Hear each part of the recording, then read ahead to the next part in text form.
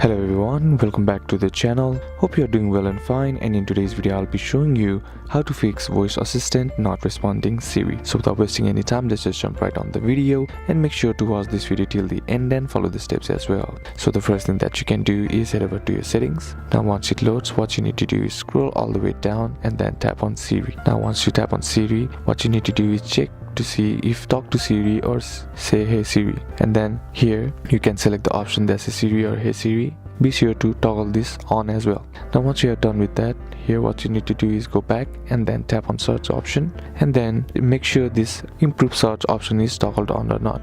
Now once you are done with that, go back and try again. If that still doesn't fix the issue, then what you can do is just simply restart your phone and then try again, and that will fix your issue. So that's basically what you can do, and that's it for today's video guys. Hope this video was useful to you. Leave a like if it did, comment down below what the next video should be on, consider subbing to the channel. Thanks for watching, bye bye.